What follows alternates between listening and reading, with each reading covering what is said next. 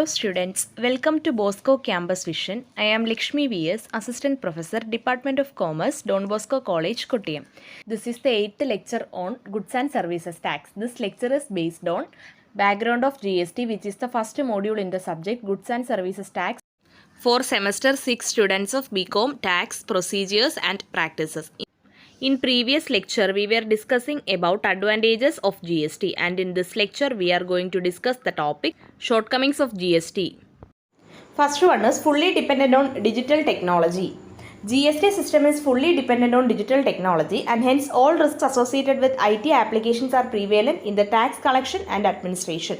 GST system registration നടത്തുന്നതും return file ചെയ്യുന്നതുമെല്ലാം online ആയാണ്. അതുകൊണ്ട് തന്നെ GST system is fully digitalised and IT ആപ്ലിക്കേഷൻസുമായിട്ട് റിലേറ്റഡ് ആയിട്ട് വരുന്ന എല്ലാ റിസ്ക്സും GST സിസ്റ്റത്തിലെ ടാക്സ് കളക്ഷനിലും അഡ്മിനിസ്ട്രേഷനിലും പ്രീവെയിലൻ്റ് ആണ്.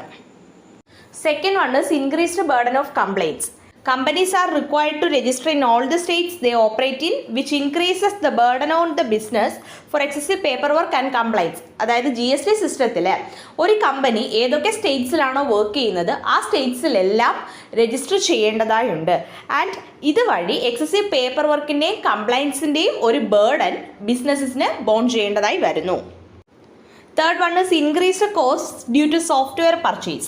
Businesses have to either update their existing software to GST compliant or buy a GST software. Both the options lead to increased cost of software purchase and training of employees. അതായത് GST സിസ്റ്റത്തിൽ ഒന്നുകിൽ ബിസിനസ്സിന് existing software GST കംപ്ലൈൻറ്റിലേക്ക് update ചെയ്യുകയോ അല്ലെങ്കിൽ GST software by ചെയ്യേണ്ടതായോ വരുന്നു. And ഈ രണ്ട് option ആയാലും, അതായത് എക്സിസ്റ്റിംഗ് സോഫ്റ്റ്വെയറിൻ്റെ അപ്ഡേഷൻ ആയാലും സോഫ്റ്റ്വെയറിൻ്റെ ബൈയിങ് ആണെങ്കിലും ഇത് രണ്ടും സോഫ്റ്റ്വെയർ പർച്ചേസിൻ്റെ ഇൻക്രീസ്ഡ് കോസ്റ്റിന് കാരണമാകുന്നു. ആൻഡ് അതിനോടൊപ്പം തന്നെ എംപ്ലോയീസിൻ്റെ ട്രെയിനിങ് കോസ്റ്റിൻ്റെ ഇൻക്രീസിനും കാരണമാകുന്നു. Fourth one is certain goods are not covered under GST. അതായത് സർട്ടൺ ഗുഡ്സ് GSTയുടെ റിജൈമിൽ ഇൻക്ലൂഡ് ചെയ്തിട്ടില്ല. Certain products such as petroleum products do not come under GST. അതായത് പെട്രോളിയം പ്രോഡക്ട്സ് ഒന്നും തന്നെ GSTയിൽ ഇൻക്ലൂഡഡ് അല്ല. Fifth one is increase in operational costs. Businesses have to employ tax professionals to be GST compliant, which gradually increases costs for small businesses as they will have to bear the additional cost of hiring experts. അതായത് ബിസിനസ്സിന് GST complaint ആയി tax പ്രൊഫഷണൽസിനെ employ ചെയ്യേണ്ടതുണ്ട്. And ഇങ്ങനെ employ ചെയ്യുമ്പോൾ അത് small ബിസിനസ്സസിനെ സംബന്ധിച്ചിടത്തോളം അവർക്ക് cost increase ചെയ്യുന്നു. ബിക്കോസ് അവർക്ക് എക്സ്പേർട്സിനെ ഹയർ ചെയ്യുന്നതിൻ്റെ അഡീഷണൽ കോസ്റ്റ് ഇൻകർ ചെയ്യേണ്ടതായി വരുന്നു. Sixth one is SMEs will have a higher tax burden under GST. Smaller businesses, especially in the manufacturing sector, will face difficulties. Earlier, only businesses whose turnover exceeded rupees 1.5 crore had to pay excise duty.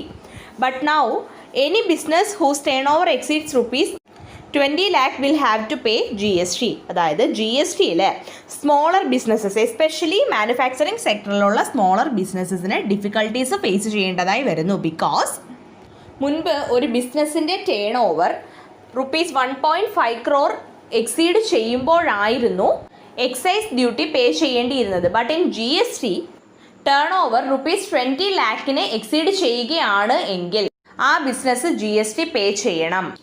Seventh one is training to tax officers.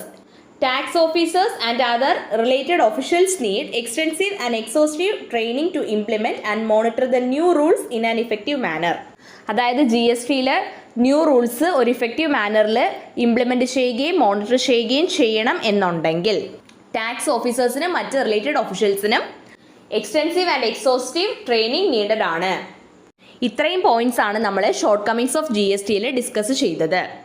With this lecture, we are concluding our first chapter, background of GST. Hope you all understand about shortcomings of GST as well as the first chapter of our subject, background of GST.